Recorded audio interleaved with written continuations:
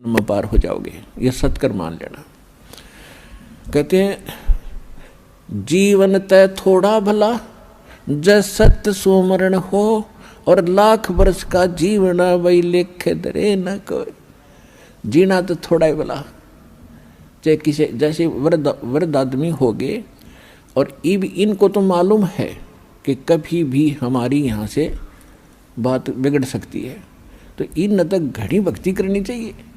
ठीक है, थोड़ा बहुत कष्ट बुढ़ापे में घना बढ़ जाता है, लेकिन मालिक साथ रहेगा, आपके रोगों को भी दूर करेगा, भक्ति योग बना कर रखेगा। जब आपको शरण में लिया है तो ये परमात्मा ही, ये पत्थर न चला दे, पत्थर को बुला दे, और झोटे तो मंत्र करवा दिए, तो हम तो इंसान हैं, बहुत आसान है हमारे लिए तो सब कुछ करना। तो कहने का भाव ये है कि ये ना सोचें, कई भक्त चिंतित हो जाते हैं कि देखो एक भक्त रो रहा था कि सत्संग सुन के उसका लगभग 70 वर्ष की उम्र हो गई थी, और प्रथम बार ने बोला मैंने अपने जीवन में ज्ञान आज सुना, सत्संग तो मैं नफरत करा करता। देख फूटे भाग हमारे, रागनी होती हो, कहीं गाने बजते हों, सांग होता, वहाँ तो हम बढ़िया बात मानते हैं, और जब सत्संग हो रहा है उन्होंने कहना वहाँ नहीं जाना, वहाँ घटिया आदमी जाते हैं। इसका कारण क्या रहा कि नकली संत, बात तो बताओ, भगवान की काम करे सारे खोटे, जिस कारण से बदनाम संत हो गए।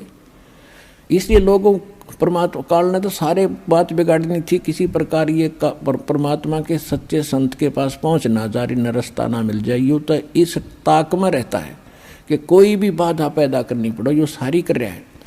तो समाज में एक ऐसी धारणा बना दी कि सत्संग में तो नकली बेकार से आदमी जाते हैं, निकम्मी औरतें जाती हैं, और बाकी चाहे पत्थर की तो पूजते रहो, माता पूजाओ कि तो मंडी पूजते रहो, धक्के खा लो, उड़स ठीक है, वहाँ ठीक है।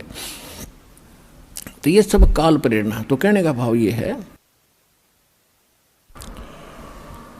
तो वो वृद्ध चिंतित हो गया और रो बैठ के आंसू पड़े, कहने लगा महाराज जी मेरा क्या बनेगा, मैंने तो पहली बार सुना ये ज्ञान आज, मैं तो घनी नफरत मान्या करता इन संतों से, और मुझे नहीं मालूम था इतनी बढ़िया बात। और मेरा तो जीवन नाश हो लिया, सारी उम्र पशु की तरह कमाया हूँ।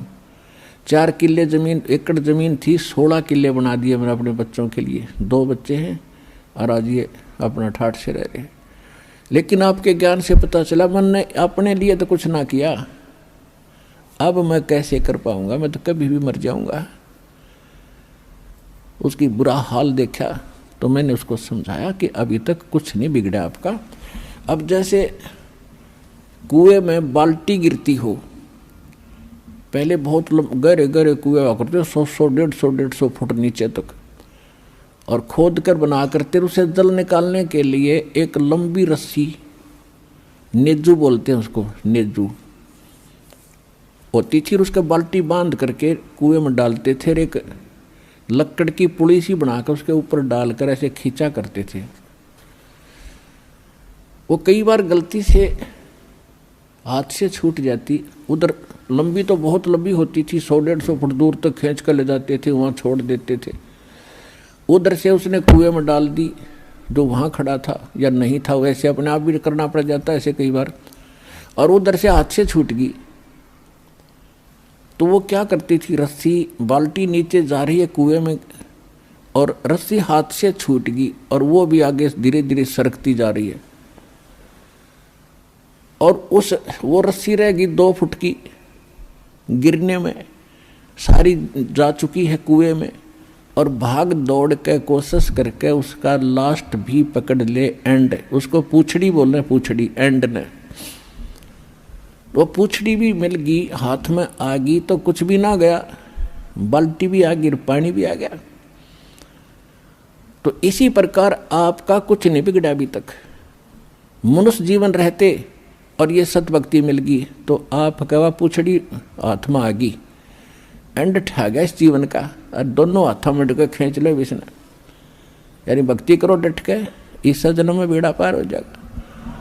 जीवन तय थोड़ा भला जय सत्य सुमरण हो, ये लाख वर्ष का जीवन लेख धरे ना को।